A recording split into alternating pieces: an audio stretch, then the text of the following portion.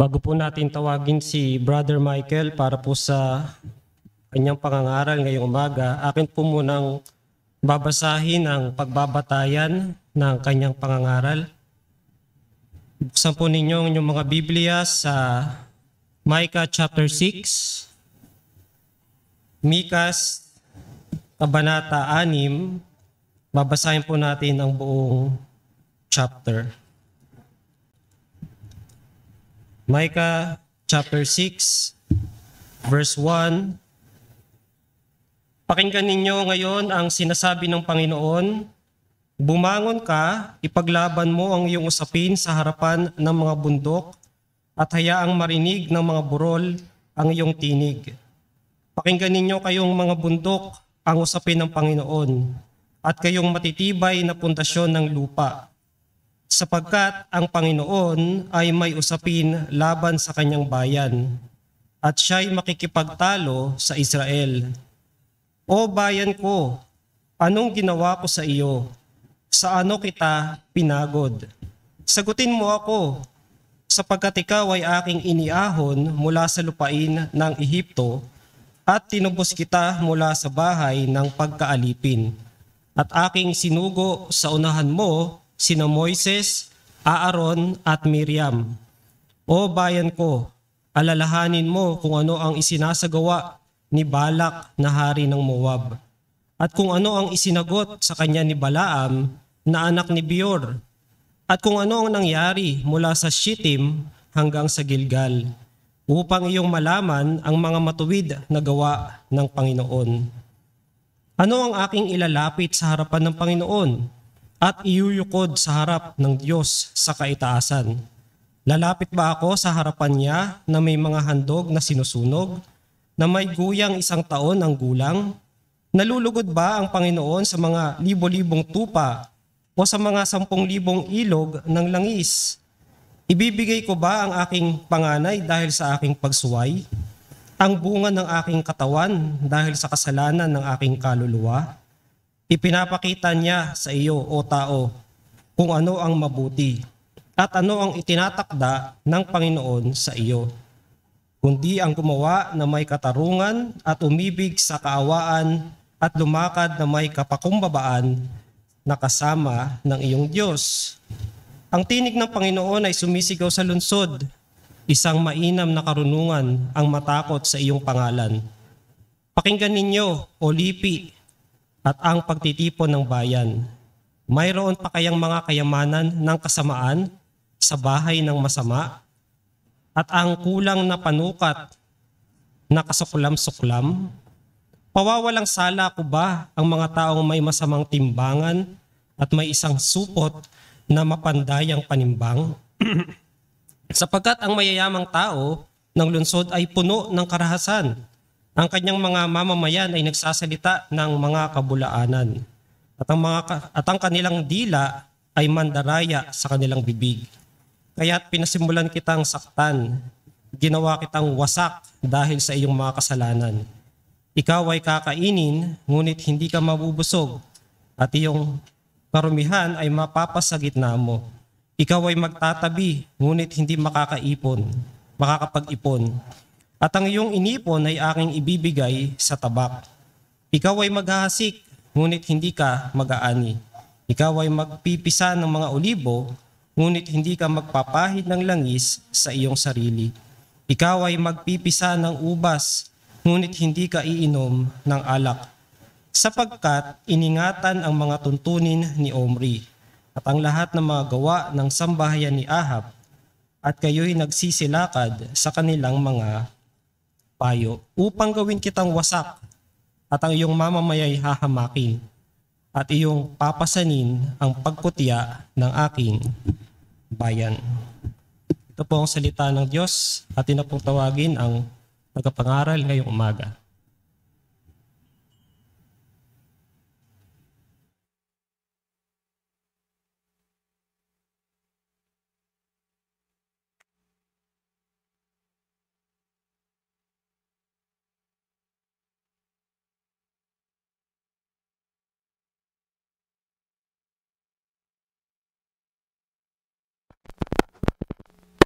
Sound check. Magandang umaga mga kapatid. Malinaw po ba? Good. Salamat.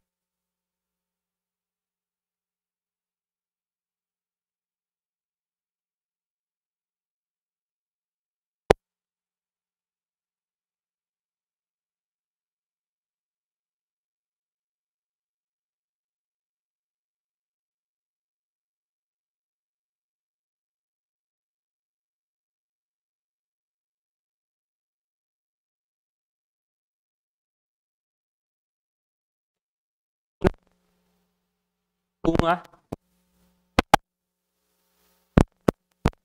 Mahahap ang mga hindi mananampalataya at mapapatatag ang mga mananampalataya na nasa nakikinig ngayong umaga. Tulungan niyo rin po ang inyong lingkod at tulungan niyo po ako na maihayag ng may katapatan ang inyong salita. Ito po ang aking dalangin sa ngalan ni Jesus. Amen.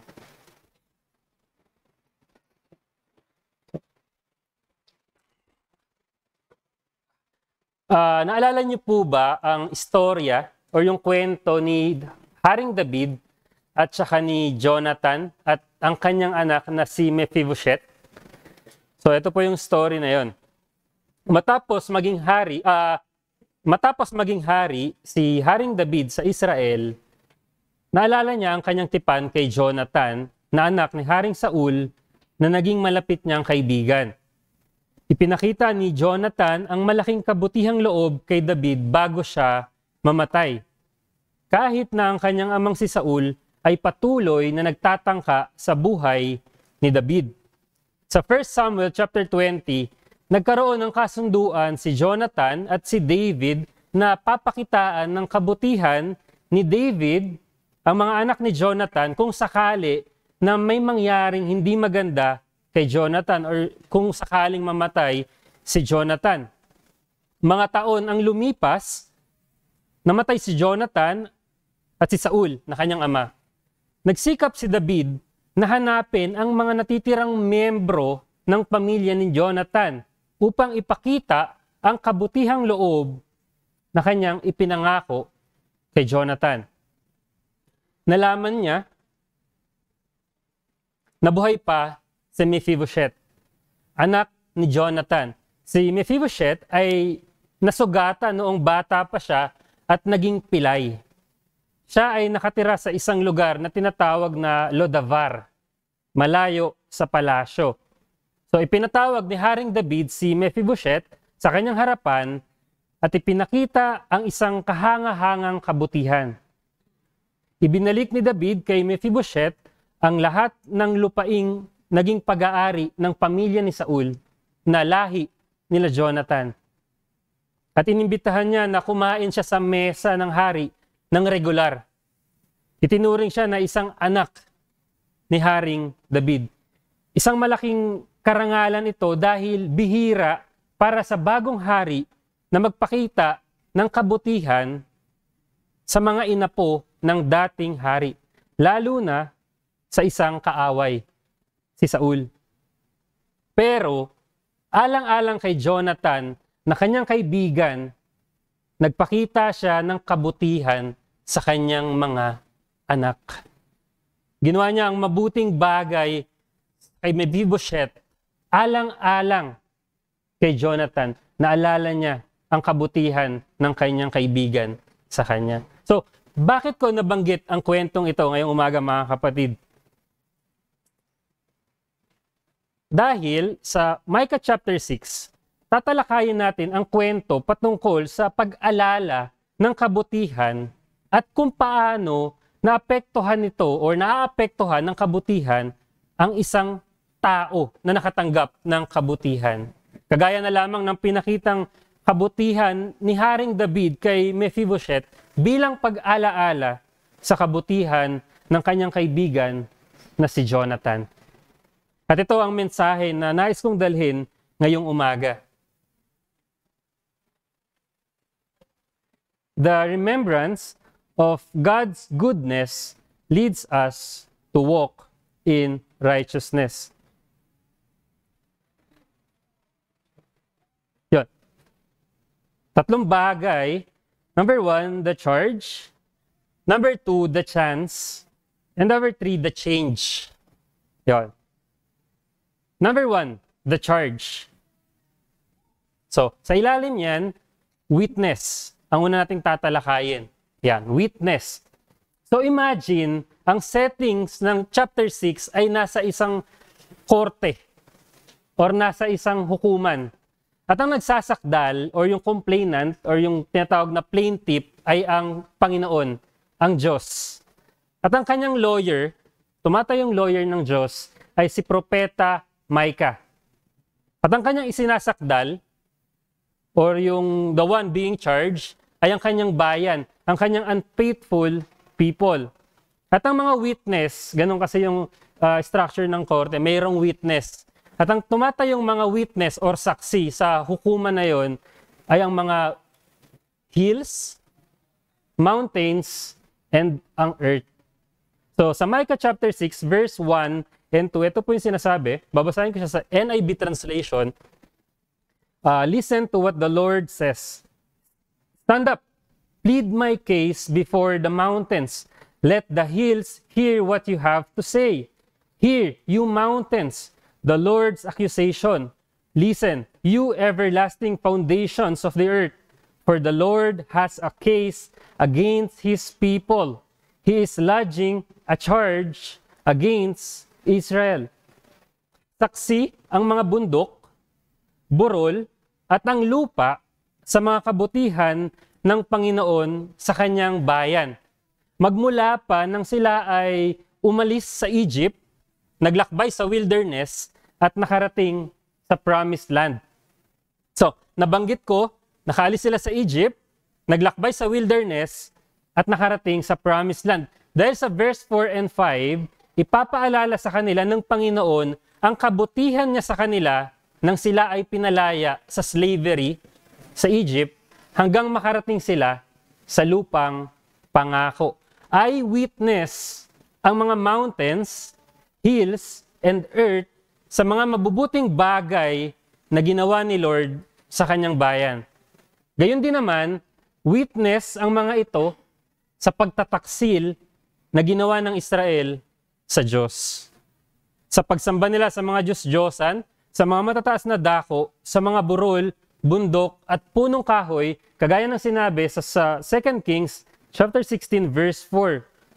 Siya'y nag-alay at nagsunog ng insenso sa matataas na dako, sa mga burol, at sa ilalim ng bawat luntiang punong kahoy. Ayan po ay pinangunahan ni Haring Ahab. Kung maaalala niyo po, nung nakaraang linggo, si Haring Ahab ang hari ng panahong ito. Siya ang nanguna sa kanyang bayan sa pagsamba sa Diyos-Diyosan.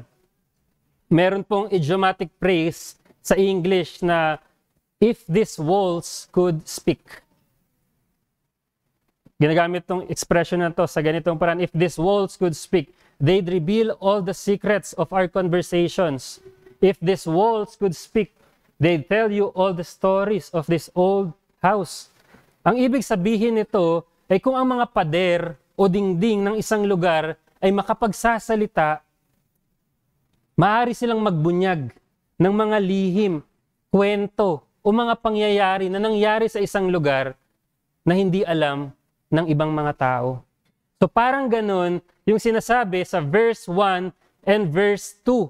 If these mountains, hills, and the earth could speak, they would tell us the unfaithful stories that Israel has committed.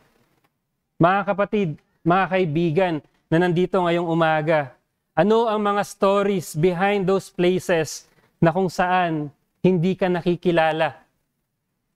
Yung mga places ba na iyon ay magpapatotoo? Sila ba ay mga witnesses patungkol sa kung paano kang naging tapat sa Panginoon? Or magiging stories yun kung paano mo tinalikuran ng Diyos sa mga lugar na hindi ka nakikilala? At the end of the day, lahat ng bagay na ginawa natin ay mabubunyag sa hukuman ng Panginoon. Sa sinabi sa 2 Corinthians chapter 5 verse 10, lahat ay kailangang humarap sa hukuman ni Kristo upang bawat isa ay tumanggap ng kabayaran sa mga bagay na ginawa niya sa pamamagitan ng katawan, maging mabuti o masama. Second charge, weariness. Weariness. Micah chapter 6, verse 3. O my people, what have I done to you? How have I wearied you? Answer me. O bayan ko, anong ginawa ko sa iyo? Sa ano kita pinagod? Sagutin mo ako. Hindi po ito tumutukoy sa physical exhaustion. Yung weariness na ito ay tumutukoy sa kanilang spiritual weariness. Bakit naging ganito? Bakit sila napagod? Pwede nating i-trace ito pabalik sa chapter 1. Micah chapter 1, verse 5. All this is because of Jacob's transgression, because of the sins of the people of Israel. What is Jacob's transgression? Is it not Samaria? What is Judah's high place? Is it not Jerusalem? Dahil sa pagsuway ng Jacob, dahil sa mga kasalanan ng sambahayan ni Israel. At pinupoint niya tayo sa capital city. Ano ang capital city ng northern tribe? Ang Samaria. At ang capital city ng southern tribe ay ang Jerusalem. Sa chapter 1 verse 7, makikita natin, all her carved images shall be beaten to pieces. All her wages shall be burned with fire. And all her idols I will lay waste. For from the fee of a prostitute she gathered them, and for the fee of a prostitute they shall return. Idolatry. Sa Samaria, na capital city ng northern tribe, at sa Jerusalem, na capital city ng southern tribe, talamak ang pagsamba sa mga Diyos-Diyosan. Parang sakit na cancer. Mabilis itong kumalat. And very soon, makikita natin sila na mahuhumaling sa iba't ibang mga kasalanan. Hanggang unti-unti, malayo na sila sa Panginoon. Pagod na. At ang pinakaugat ng lahat ng ito ay walang iba, kundi unfaithfulness. Hindi nila ibinigay ang buong puso at pagkatao nila sa Panginoon. Actually, hindi burdensome ang paglilingkod sa Diyos. Pero dahil sa depravity ng kanilang puso, na imbis ay supilin, ito ay kanilang pinagbigyan. Yan ang kahalagahan ng pagsupil sa puso. Hindi porket tumibok ito, susundin mo na ito. Sabi nga sa Jeremiah 17 verse 9, the heart is deceitful above all things and beyond cure. Who can understand it? Ang puso ay mandaraya kaysa lahat ng bagay at lubhang napakasama. For sure, nagsimula ito sa mga maliliit na unfaithfulness. And ang reality, nangyayari pa rin yung bagay na yan hanggang sa kasalukuyan. Minsan, yung maliliit na unfaithfulness, nagsisimula yan sa gawain sa church. Yung minsan, pa half day ka lang sa church, merong pag-occasional na pag-absent, or minsan, pa-late ka lang sa church na wala namang malalim na dahilan, gusto mo lang malate, gusto mo lang umabsent, gusto mo lang mag-half day. Minsan, yung pag-skip yan sa mga fellowships, ayaw mong umattend. Minsan, yung hindi rin pagdalo sa prayer meeting, yung negligence sa personal devotion, walang private prayer, at walang personal meditation. And most of the time, nagko-compromise ka sa sa Christian life mo. Hindi na ako magtataka kung one day, sasabihin mo rin, pagod na ako. Yung spiritual unfaithfulness, yan yung daan patungo sa malabnaw na relasyon sa Diyos. At papunta yon sa spiritual apathy or indifference. Darating yung araw, wala ka ng pakialam. Indifferent ka na. Tapos mag-escalate yon sa spiritual weariness. Pagod ka na. At ang bottom line ng pattern na yon ay ang tinatawag na apostasy. tatalikod ka na sa Panginoon. Ayaw mo na, babalik ka na sa mundo. So dalawang bagay yung nakita natin under ng the charge is, number 1, witness and weariness. Witness, saksi ang mga bundok, burol, at ang lupa sa kabutihan ng Diyos at sa pagiging hindi tapat ng kanyang bayan. And weariness, pagod na sila, hindi dahil sila ay tapat, kundi dahil pagod sila sa kanilang hindi pagiging tapat. They were wearied as a result of their unfaithfulness. So as I've mentioned before, ang settings ng chapter 6 ay parang nasa korte, nasa hukuman. At ang nagsasakdal ay ang Diyos, siya yung complainant, at ang kanyang lawyer ay si Micah, the prophet, at ang kanyang isinasakdal ay ang kanyang unfaithful people. So sa mga korte, normal naman na yung complainant or yung nagsasakdal, sasabihin niya yung mga charges against doon sa kanyang isinasakdal. Parang normal naman yun, you know? Pero sa pagkakataong to, makikita natin na unti-unti magbabago ang tono ng Panginoon. Hindi na ito yung tono ng nagsasakdal, bagkus tono ng isang ama na nagmamahal. And that's our second point, the chance. Binibigyan niya ang kanyang bayan na pagkakataon upang alalahanin ang kabutihan ng Diyos sa kanila. Lalo na yung naging journey nila sa Exodus. At yan ang ating point number 1 sa second point. Why not the Exodus journey? Or simply say, remember the Exodus journey. Or do not forget the Exodus journey. Micah chapter 6 verse 3 to 5. My people, what have I done to you? How have I burdened you? Answer me. I brought you up out of Egypt and redeemed you from the land of slavery. I sent Moses to lead you, also Aaron and Miriam. My people, remember what Balak, king of Moab, plotted, and what Balaam, son of Beor, answered. Remember your journey from Shittim to Gilgal, that you may know the righteous acts of the Lord. Inuutusan silang alalahanin kung paanong iniahon sila mula sa lupain ng Ehipto. Tinubos sila sa pagkaalipin. Pinapaalala rin sa kanila na alalahanin ang journey sa wilderness, sa story ni Balak at ni Balaam, kung paanong na-reverse yung curse into blessing, at kung ano ang nangyari sa Gilgal. Ganyan yung flow ng message ni Lord sa kanila. Mula sa pag-alis sa Egypt, paglalakbay sa wilderness ng 40 years, hanggang makarating sila sa Gilgal. O yung sa tinatawag na Promised Land. Kasi yung Gilgal, siya yung entrance ng Promised Land sa eastern part, kung di ako nagkakamali. Inutusan sila ni Lord na alalahanin ang mga pangyayaring ito sa nakaraan.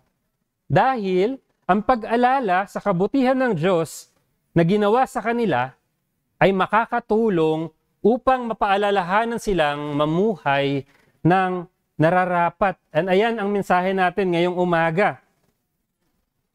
The remembrance of God's goodness leads us to walk in righteousness. Ang pag-alaala sa kabutihan ng Diyos ang magtutulak sa atin na mamuhay ng matuwid. Sa aklat ni Judas or sa Book of Jude, sa bagong tipan ng Bible, maikli lang yung aklat niya eh. Isang chapter lang. Sinulat ito para magbigay ng babala sa mga mananampalataya dahil nung panahon na yon ay merong laganap na maling katuruan sa bayan nila.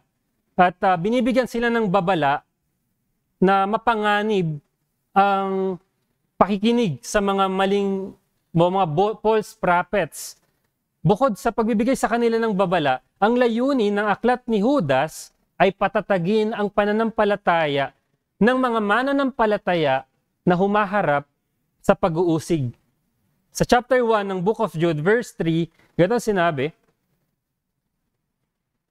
Mga minamahal, samantalang ako'y lubusang nagsisikap na sumulat sa inyo tungkol sa iisang kaligtasan, natagpuan kong kailangang sumulat upang himukin kayo na ipaglaban ang pananampalataya na minsang ibinigay sa mga banal. Bakit kailangang ipaglaban ang pananampalataya? Sa verse 5 ng Book of Jude, chapter 1, though you already know all this, I want to remind you that the Lord delivered His people out of Egypt. Ayan ang motivation. Niligtas sila ng Panginoon. Kaya't karapat-dapat na ipaglaban ang pananampalataya. Ni-remind sila ni Judas kung paano iniligtas ng Panginoon ang kanyang bayan sa lupain ng Ehipto. Tayo rin naman ay iniligtas ng Panginoon sa bingit ng kapahamakan, sa impyerno. Ayan ang kahalagahan ng pag-alaala sa kabutihan ng Panginoon. Makakatulong ito upang tayo ay manatiling tapat sa ating tungkulin. Ngayong umaga, baka meron po akong kinakausap dito na mga Kristiyano na nanlalabig na sa kanilang pag-ibig sa Panginoon. Mga Kristiyanong nanghihina na sa kanilang Christian life. Mga Kristiyano na dal na yung kanilang spiritual life. Kapatid, bakit hindi mo alalahanin yung araw na iniligtas ka ng Panginoon? Yung araw na natagpuan ka niya sa putikan, balot ng karumihan, kasalanan at kahihiyan, pero minabuti ng Panginoon na iligtas ka. Bagaman hindi ka deserve ng salvation, pero pinili ng Diyos na iligtas ka. Do not wipe from your memory the day the Lord saved you. Remember the goodness He has shown you and return to the path of righteousness. Going back to the story, perhaps naalala ng bayan ng Diyos ang mga kabutihan at pagliligtas ng Diyos sa kanila noong panahon ng Exodus. Maring iniisip nila, paano natin maitatama yung pagkakamali na nagawa natin? And that will lead us to our third and last point, the change. Number 1, ways of men. Chapter 6, verse 6 to 7, with what shall I come before the Lord and bow down before the exalted God? Shall I come before Him with burnt offerings, with calves a year old? Will the Lord be pleased with thousands of rams, with 10,000 rivers of olive oil? Shall I offer my firstborn for my transgression, the fruit of my body for the sin of my soul? Sa mga talatang ito, tinatanong ng mga tao, ng taong bayan, kung anong klaseng sakripisyo ang sapat para bigyan nila ng lugod ang Diyos. Binanggit nila yung mga magagarbong pag-aalay, magagarbong handog, tulad ng pagsunog ng libo-libong mga tupa, ilog, langis na kasing dami ng ilog, pati na rin ang idea na pag-aalay ng sariling anak, pag-aalay ng tao. Hindi ganyan yung pag-aalay na tinuro sa kanila ng Diyos. Hindi magarbong pag-aalay ang tinuro ng Panginoon sa kanyang bayan. Hindi siya nagre-request sa kanila ng libo-libong tupa. Hindi rin siya nagre-request ng langis na kasing dami ng ilog. Lalong hindi niya ni-request sa kanila na ialay nila ang kanilang sariling mga anak. Nakuha nila yung idea na yon sa pag-aalay nila sa mga Diyos-Diyosan. And going back to their intention, gusto nilang ma-earn yung favor ng Panginoon sa pamamagitan ng pag-aalay ng libo-libong handog. Samantala, namumuhay sila sa injustice, violence, and pride. Sa chapter 6, verse 11 to 12 and 16, pawawalang sala ko ba ang taong may masamang timbangan at may isang supot ng mapandayang panimbang, sapagkat ang mayayamang tao ng lungsod ay puno ng karahasan ang kanyang mga mamamayan ay nagsasalita ng mga kabulaanan, at ang kanilang dila ay mandaraya sa kanilang bibig.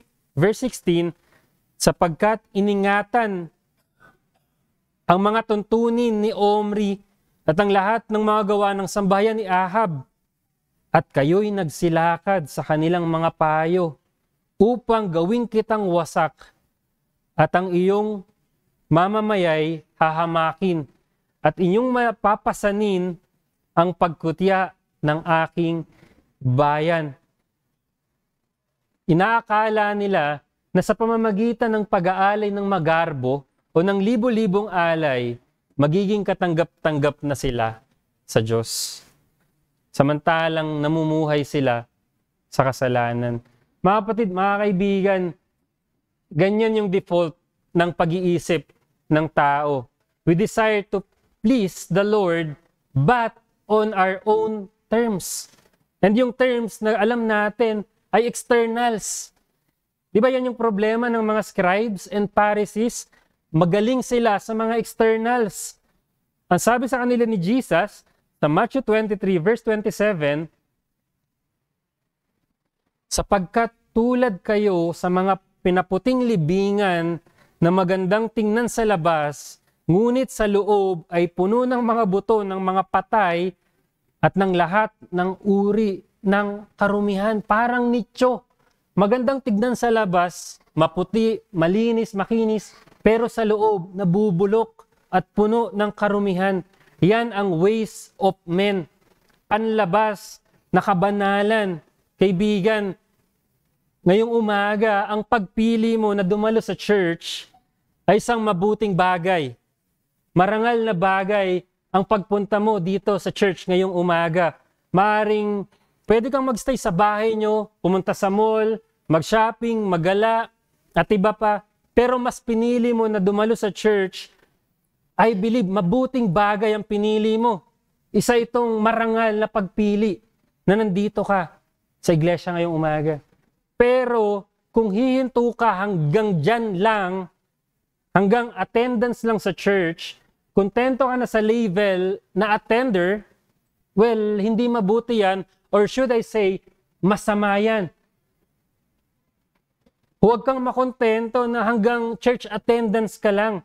For there is no salvation in mere church attendance.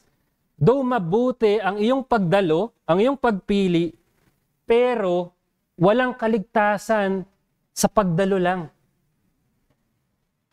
Hindi mo magiging yung favor ng Panginoon, much more ang salvation. Pumasok ka sa commitment. Isurrender mo ang buhay mo sa Panginoon. Lumapit ka kay Jesus sa daan ng pagsisisi at pananampalataya dahil na kay Jesus ang salvation. Siya ang nag-earn ng God's favor sa pamamagitan ng ginawa niya doon sa krus. At matatransfer sa iyo yung favor na yon through faith in Jesus at hindi through church attendance. After all, malinaw ang sinabi ng Bible sa Romans chapter 3 verse 28. For we maintain that a person is justified by faith apart from the works of the law. Works of the law can also include things like church attendance. Ang tao ay itinuturing na ganap sa pananampalataya na hiwalay sa mga gawa ng kautusan. By faith alone, or tinatawag sa theology na sola fide. At sa kahuli-hulihan,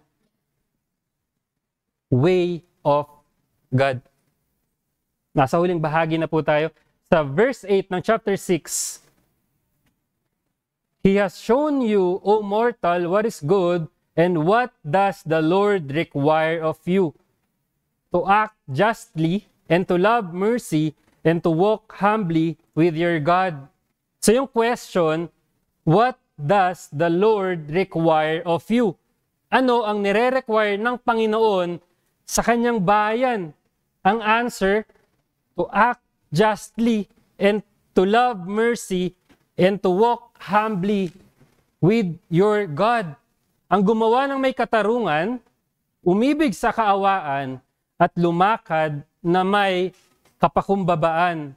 Kung uunawain natin ito, na para bang ang pagiging just and merciful and humble ang way to earn God's favor, magko-conflict ito sa sinasabi sa Romans 3 verse 28 na binasa natin kanina lang. Dapat nating maunawaan na nasa kanila na ang favor ng Panginoon. Kaya sinabi sa Micah chapter 6 verse 3, O bayan ko, my people. Tinawag niya silang my people o bayan ko. Pinapakita dito na bayan na sila ng Diyos. Ang problema, hindi sila namumuhay na para bang bayan sila ng Diyos. Namumuhay sila na parang mga kaaway ng Diyos. Sa sinabi sa Micah chapter 6 verse 11 to 12, Am I still to forget your ill-gotten treasure, you wicked house, and the short ephah, which is accursed? Shall I acquit someone with dishonest scales, with a bag of false weights? Your rich people are violent, your inhabitants are liar, and their tongues speak deceitfully. Verse 16, You have observed the statutes of Omri, and all the practices of Ahab's house, you have followed their traditions. Makikita natin sa mga verses na ito, bayan na sila ng Diyos, pero ang paraan ng kanilang pamumuhay ay parang mga kaaway ng Diyos. At ayan ang gustong i-address sa kanila ng Panginoon. Kaya sinabi sa verse 8 ng chapter 6, At ano ang itinakda ng Panginoon sa iyo? Ang gumawa na may katarungan, umibig sa kawaan, lumakad na may kapakumbabaan. Gayon din naman sa atin mga kapatid. Totoo na naligtas tayo by faith alone, sola fide. Pero totoo rin naman na bilang mga ligtas, inaasahan na mamumuhay tayo ng isang matuwid ng pamumuhay. Dahil sa pamamagitan ng matuwid na pamumuhay, mapapatunayan na authentic yung faith na meron tayo. Authentic yung pananampalataya natin. Kung ito ay accompanied ng action, at tinatawag iyon sa theology na faith that is not alone. Yan yung pananampalataya na nakikita sa gawa. Yan yung sinasabi ni James sa chapter 2 verse 17 ng sulat ni Santiago. Kaya't ang pananampalataya na nag-iisa, kung ito ay walang mga gawa, ay patay. Yan ang hamon na nais kong iwan sa mga Christians na nandito ngayong umaga. Isinasa buhay mo ba ang iyong pananampalataya? Nakikita ba ito sa buhay mo? Sa iyong pananalita? Baka nagpo-profess kang Christian pero pintasera ka. Christian ka pero mapanlait ka, nagmumura at iba pa. Sana hindi ganun mga kapatid, no? Sana malinis ang lumalabas sa ating bibig. Nawa hindi lason, kundi pagpapala ang lumalabas sa ating bibig. Kasi mananampalataya tayo eh. Dapat mamuhay din tayo na parang mananampalataya. Sa ating pamumuhay, ang pamumuhay mo ba ay sumasang-ayon sa mga prinsipyo at pamantayan ng salita ng Diyos? Bilang mga Christian, sana hindi tayo namumuhay na nagko-compromise. Sana hindi tayo nagko-kompromiso sa pag-iisip. Malinis ka bang mag-isip?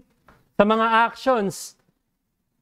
At sa lahat na bahagi ng iyong pagkatao, na ipapamuhay mo ba ang iyong pananampalataya? Nakikita ba ito sa iyong buhay ng mga taong nakapaligid sa iyo? Kasi sinabi sa James chapter 2 verse 14, What good is it, my brothers, if someone says he has faith but does not have works? Can that faith save him? Anong pakinabang mga kapatid ko kung sinasabi ng sino man na siya'y may pananampalataya, ngunit walang mga gawa? Maliligtas ba siya ng kanyang pananampalataya? Kaya mahalaga na yung pananampalataya, nako-convert siya into action at nakikita siya ng mga nakapaligid sa iyo. Dahil ang mabubuting gawa, siya magpapatunay na authentic or original, legit, genuine yung faith na tinataglay mo. Maaring at some point, hindi ka naging tapat sa duty mo bilang Christian. Hindi naging maganda yung testimony mo, sa pananalita, sa action mo, at maging sa conduct mo. Maaring may mga taong natisod sa'yo. Pero huwag kang manlumo, kapatid. Huwag kang mawalan ng pag-asa sa mga panahon ng pagkakasala, pagkakamali, pagkakabalisa, at panghihina. Bumalik ka sa way of God na tinuturo ng Bible. Singular yon dahil isa lang yon. Walang iba kundi si Jesus. Bumalik ka kay Jesus. Alalahanin mo yung ginawa niya dun sa krus. Namatay siya hindi lang para bayaran yung kasalanan mo noon sa nakaraan, kundi para bayaran yung kasalanan mo ngayon at magiging kasalanan mo pa sa hinaharap, sa pag-alaala sa kabutihan ng Diyos na ginawa sa atin doon sa krus. Ito ay mag-uudyok sa atin para magpatuloy sa Christian life bagaman tayo ay nagkamali. At magre-remind sa atin na kailangan nating magpatuloy na mamuhay tungo sa isang matuwid na pamumuhay. At ayan ang mensahe na nais kong iwan sa bawat mananampalataya na nandito ngayong umaga. The remembrance of God's goodness leads us to walk in righteousness. Manalangin tayo mga kapatid. Panginoong Diyos, salamat sa simpleng paalala ng inyong salita. Salamat dahil bagaman kami ay nagkakamali, nagkakasala, maaring nadapa ang iba sa amin dito, maaring nakastumble, pero kahit ganun, hindi nyo kami iniwan sa isang miserableng kalalagayan. Binigyan nyo kami ng pag-asa dahil sapat yung ginawa ng Panginoong Hesus doon sa krus para bayaran, hindi lang yung kasalanan namin sa nakaraan, kundi sa kasalukuyan at maging sa hinaharap. Tulungan nyo kami, O Diyos, na bilang mga mananampalataya, mamuhay kami na nang-aayon sa sinasabi ng inyong salita at hindi kami magkompromiso sa mundong ito at makita ng mga tao sa paligid ang aming mabubuting pamumuhay nang sa gayon kami ay maging asin at ilaw ng sanlibutan. Dalangin ko ito, Panginoon, para sa lahat ng mga mananampalatayang dito ngayong umaga at nawa maging hamon din ito sa mga hindi pa mananampalataya na nakarinig ng inyong salita, O Diyos. Kilusin niyo po ang puso nila at makilala nila ang Panginoong Hesus bilang kanilang Panginoon at tagapagligtas. Purihin ka, O Diyos, sa umagang ito. Ito po ang aming dalangin sa ngalan ni Hesus. Amen.